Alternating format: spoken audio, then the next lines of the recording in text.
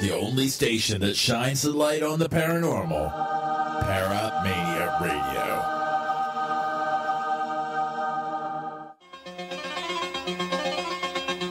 You are listening to Paranormally Correct.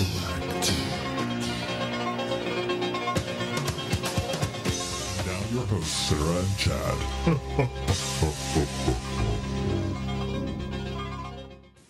So anyway, let's get on topic here. Yeah, on topic.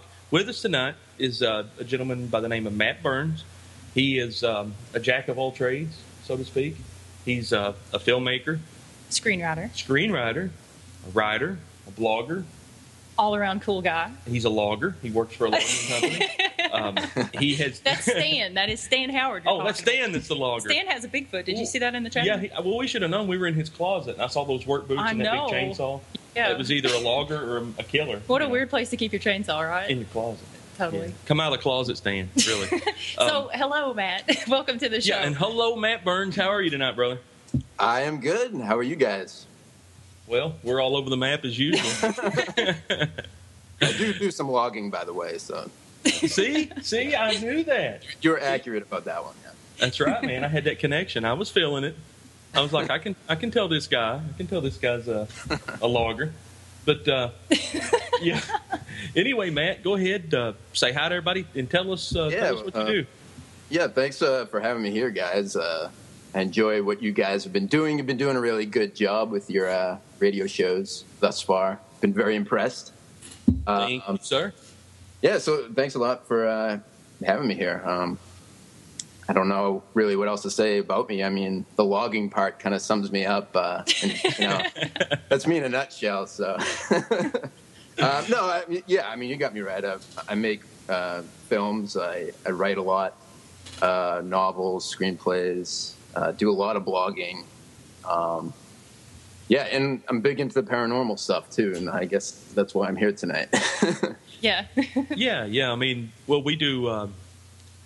We've kind of went to a different topic every single week. Try to keep it fresh. Yeah. This week we're killing 47 birds with 9 shotguns. Because you're kind of a paranormal. You're a filmmaker.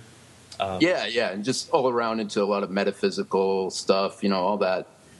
Even beyond, I mean, I don't even know. I guess paranormal is metaphysical, but yeah, not just into ghosts and stuff, just all around metaphysical, everything, past lives, spirit guides, the spirit world, and everything involved with that.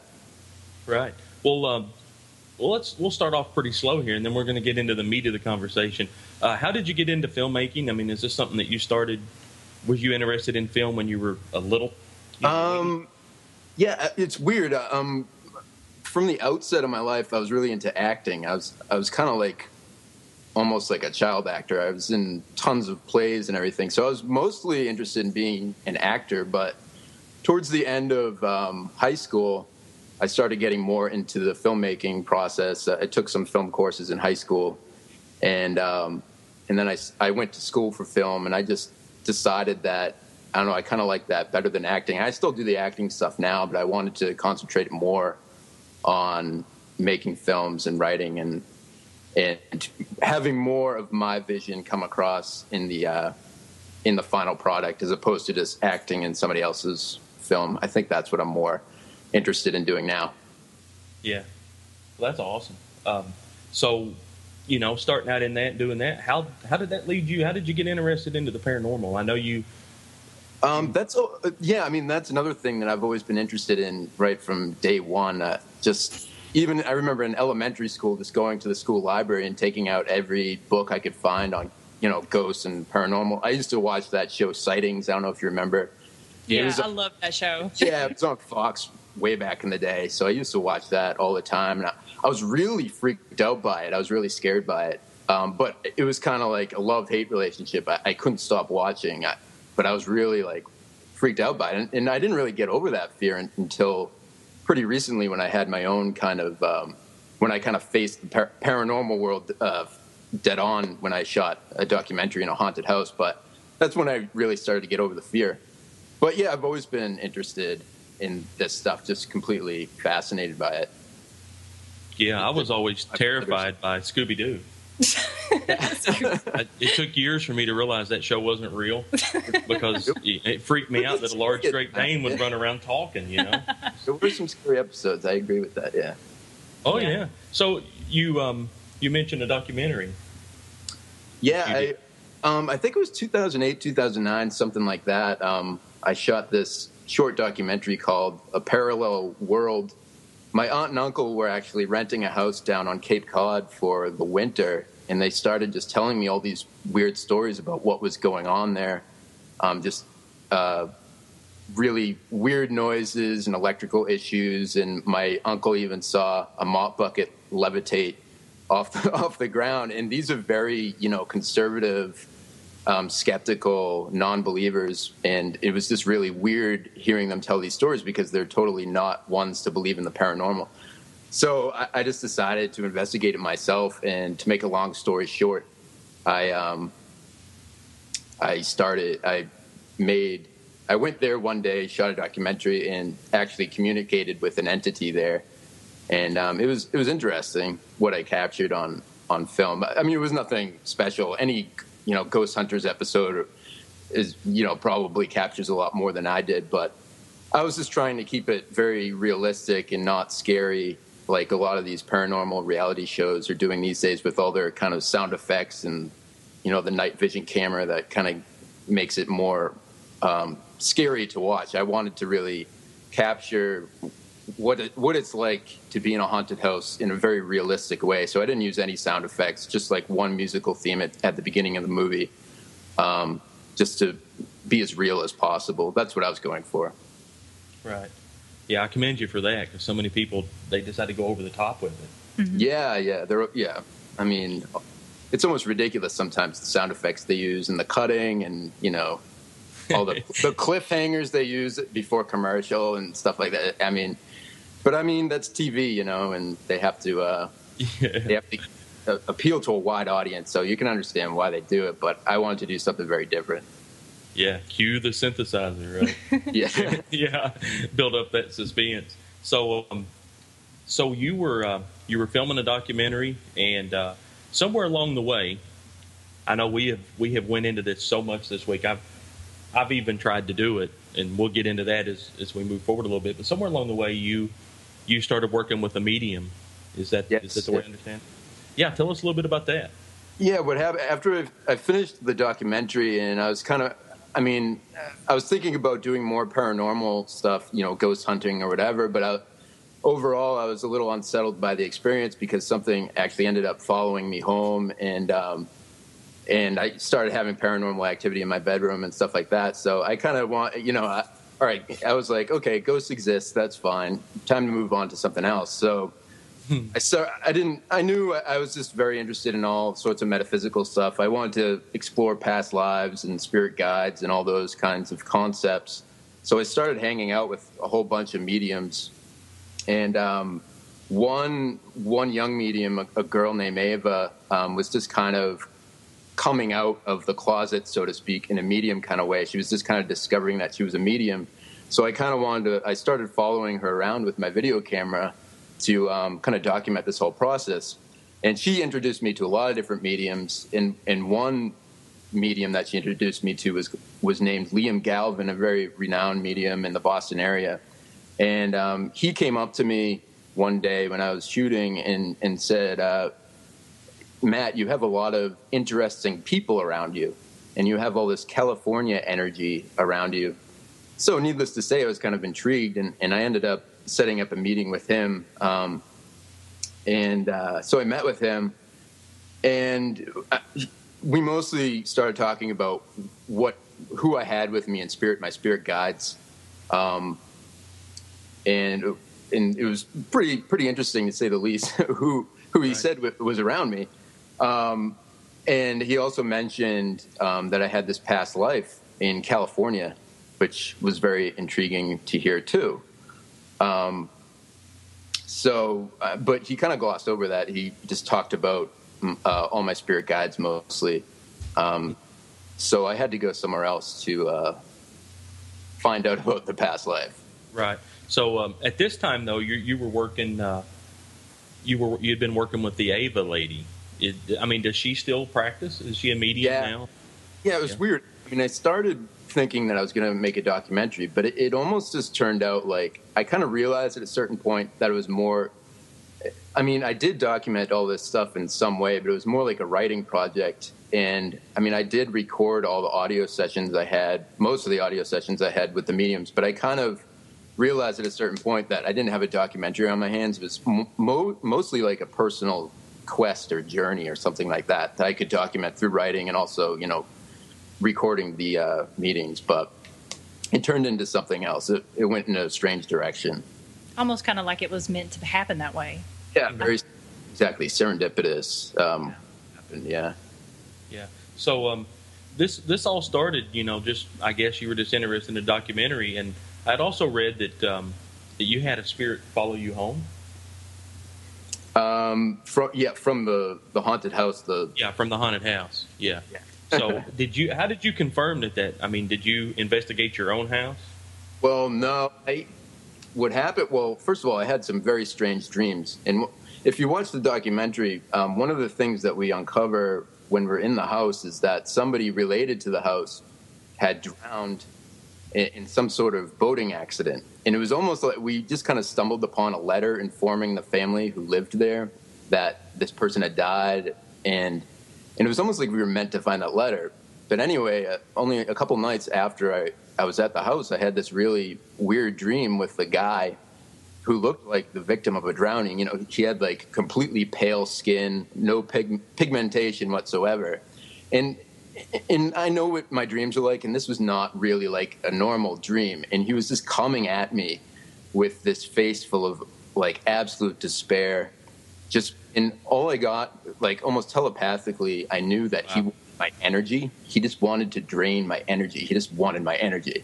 So, but anyway, several weeks after that, just had a lot of weird things happening in my bedroom, lights turning on and off. And it wasn't until a few months later that an actual medium told me that, something had indeed followed me home, and I had to actually learn how to cleanse myself to get it out, to get it away from me. I did the same. I had to do the same thing, man. I'm sure. Yeah, any paranormal investigator really needs to know how to do that, because I'm sure, there's some unfriendly spirits out there.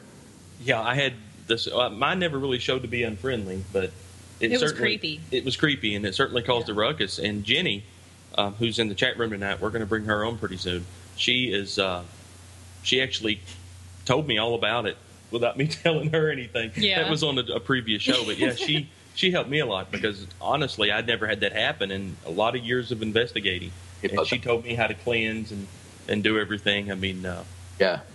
So on the topic of psychic mediums, Matt, what was your first thought about Liam? Were you skeptical, or were you just so excited to talk to him? Because I get that way with Jenny. I get so excited, Yeah. I mean, I believe in mediums. I didn't want to come off as skeptical because I didn't want to be, an a-hole to him. But I was very rational about the way in which, our meeting went. And I was skeptical up until he started telling me, dead-on things about my two dead grandfathers and who were supposedly in the room with us. And he just, he said stuff about me that nobody knows, And so I knew there was definitely something to this guy. And then when it came to the subject of spirit guides, I had actually already had a person in mind that I thought was a spirit guide of mine. And I literally said before I even went into the meeting, I said I was alone in my car, and I said, "Hey, if you're with me, let me know." And about 20 minutes into the meeting, Liam just looked at me, kind of square in the eye, and said, "Who's John?" And at that point, I knew that there was something really weird going on here because the person I with me was this man named John Cassavetes, this former filmmaker. Former American independent filmmaker named John Cassavetes, and he just said, "Who's John?" And I was like, "Oh, okay." Yeah, it's getting real when that happens. See, that's what Jenny did to me because unlike you, I was kind of a non-believer. I'd actually told Sara that before. Yeah, I had struggled with it too until Jenny, and I think that everybody once in a while has like a psychic moment, because I've had a few moments where it's like, oh, there's going to be a deer in the road, and then there is. And, then when I met Jenny and started talking to her, I was like, wow, this is possible. This is real. I just have so much skepticism that it's really hard for me to face something unless, it comes to me. Saying all these dead-on things about you, personal things about you, there's got to be something to it, Exactly. Oh, yeah. It hits you like a ton of bricks when someone tells you something that they have no way of knowing. Right. And, I don't know. I don't have that talent. I almost wish that I did. I don't know if it's a blessing or a curse, but to the people who's got that talent, I don't even think they sometimes don't understand what an impact they can have in someone else's life. Oh yeah. It's pretty stirring. So let's get back on to the topic of Liam here. Right. So Liam, he also identified several other people that are with you, correct? Yeah. At the the meeting with him was almost over when at the very end, he just kind of pulled this out of left field. He just said, Alfred Hitchcock is with you. And I was like, what? Alfred Hitchcock? Because this was not a person I suspected to be with me at all. And, he's like, Alfred Hitchcock is with you. He hangs out with you all the time. That is so cool. Yeah, that is awesome. I'm not sure what that means. I mean, is he with me? I don't know. But so that was very interesting. It's especially seeing the fact that he had already told me all those things especially the John one, that John Cassavetes he's not like a household name. Alfred Hitchcock is, so said that John was with me. I mean, I was pretty impressed by that. And then adding on Alfred Hitchcock. I left that meeting pretty freaked out. Right. Yeah, I would too. And then for the people who are listening that are unlike me and Chad, we've read your blogs like 300 times this week to try to prepare for everything. Yeah, I've read so much I'm confused. I thought there for a minute I was actually talking to Mel Brooks. I don't know what happened. I just got off topic. But, honestly, that's so cool that you had, Alfred Hitchcock and the other gentleman. And Liam actually explained, why you have these people, right? He pointed out that it's because you are a creative spirit yourself, and so other creative people come to you, right?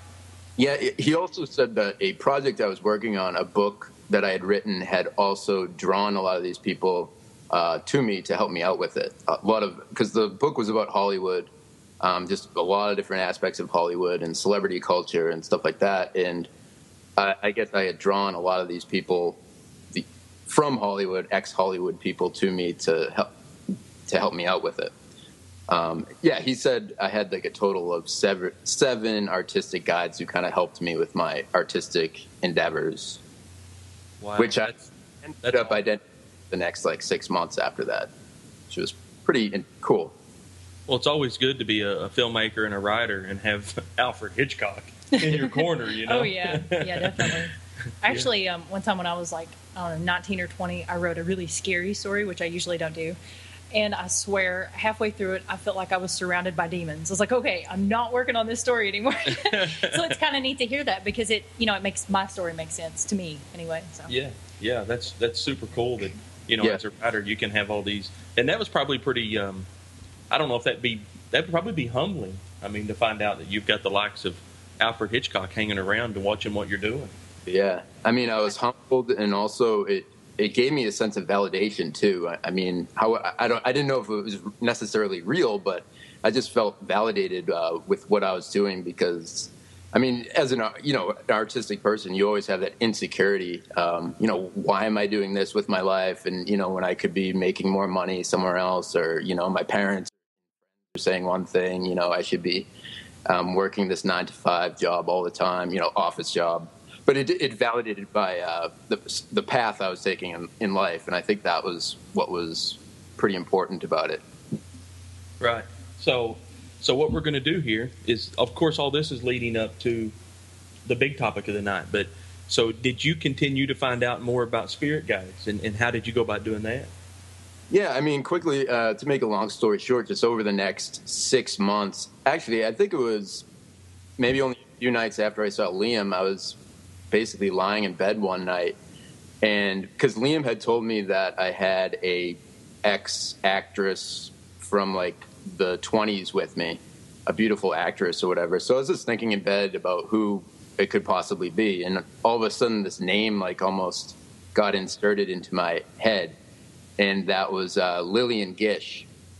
And then shortly after that, I got this black and white photographic image of D.W. Griffith in my head. But I don't know where this came from, but it was like almost like a telepathic kind of a thing, whether it was communicating with my higher self or whatever, I don't know. But anyway, so the next day I kind of just did some Googling and found out that Lillian Gish and D.W. Griffith were kind of like, they were like the Tim Burton, Johnny Depp combination of today. They always worked together on their films. And then I ended up going to somebody to kind of, confirm that they were with me, and indeed they were with me as spirit guides too. So they kind of came in pairs. It was them, and then after that, it was two writers. I think, two writers, Nathaniel West and Hunter S. Thompson, and then the very last person was Henry James, the novelist. So, and I know this sounds really, far out, but I did seek confirmation from an outside source for it, and they said yes. So, and that was the 7. Was that 7? Yeah, I think so. 7. Well, let me remind you, Matt, that you're talking to a guy who believes in Bigfoot, looks for aliens, and talks to people that he can't see. So when you tell me these things, it's not far out, man. It's right down my alley. And people who are listening, they can go check out all the blogs on my website. Everything's documented on my website. So if they want to hear all the details about it, they can go check it out. Right. We'll post some links. Oh, yeah. We're going to be posting links all over the Paranormally Correct Facebook page. And then before we get off here tonight, we'll have you give everybody those links right. as well. Because we want everyone, and if people's interested, which I know a lot of people has been talking about this all week long. Seems like past life regressions is the next big thing. I don't know. I think everybody's becoming more aware of things like that. I think we're in an age of spirituality. We're all so miserable in our current life. We can only hope we find out good things about our past life. Like, this one sucks. Let's learn about a different one. Yeah, this one's over. Let's go back and see if we were better at another point in time. I don't know. But so we've got, I don't know how many or if I have spirit guides. I'm kind of hoping that I do. Well, of course you do. I think everybody does. I think that, when you go to do something bad or good, it's that little voice in your head that's telling you, hey, don't do that or do this or, do it a different way. I think that's, that's what they're there for. Moral support, maybe. Yeah, I kind of wonder who mine would be. It's probably like goat herders or something, I don't know. Herders, really? Yeah, I think so, really. Because, I've never had any, I don't know, maybe goat herders, but maybe, I don't know, nuclear scientist. Stanton Friedman, because he is that awesome. He's not dead. Yeah, I know, but see, he's that awesome that he can just project himself to you. Yeah, he is that awesome. Which, by the way, he's going to be on the show. Yeah, Stanton Friedman's going to be on the show. So that's going to be super. And, Matt, I hope you can tune in that night because you'll probably hear me not say 2 words. Because that's going to be rare. Yeah, Stanton Friedman is like the coolest guy ever. And I can't wait, so that's going to be a cool show. But so anyway, back on topic. Yeah, back on topic, because I do this a lot after NOS. I drink a couple of NOS, and then you got to, I got to put the blinders on, brother. So throughout this period of searching for all these answers, you run into quite a few psychic mediums, right? I've got notes that you had contact. Yeah, the meeting with Liam kind of opened up Pandora's box. So, not in a negative way, but it just opened up this big can of worms. And, the next lady, when I left after Liam's meeting, the California past life was really in my mind and kind of bothering me. So I wanted to go to somebody who could help me with the regression. And so I found this lady called Donna Ciaciarella, and she's based in South Carolina, I believe. I think her website, it's like pastliferegressions.com, something like that. So I went to her and I called her and I told her, I'm interested in my past lives. Because she's actually this gifted medium that you don't have to be hypnotized yourself. She actually has these visions, and she's the one who kind of goes through the regression and re-experiences any traumas you may have had in a past life that you kind of need to deal with in this life. So, I was kind of drawn to that because A, I didn't really want to be hypnotized, and B, I didn't want my conscious kind of thoughts to influence the regression at all. I wanted an outside party to do it.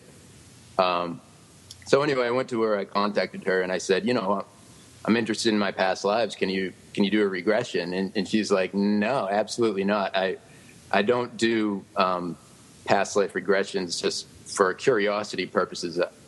She basically said that regression isn't an amusement ride. It's a very thing she takes seriously, and she's only going to do it if it's going to help you in your current life. So I think that's to be respected, though, because absolutely. If you went to someone and they're like, "Oh yeah, you give me $50 and I'll do it right now," then you have to question how genuine they are. And really where their priorities are, because I think, like me and Jenny were talking earlier, if you have that gift, I think you're supposed to help people with it. So, I think that that's a good thing and respectable. So, personally. Yeah, I was very impressed by that. And so I knew she probably wasn't running a scam or anything. And several months, so I was kind of disappointed but impressed by that. Several months went by, and the past lives were still haunting me, and they're still kind of bothering me. So I really felt like I needed to shed some light on them.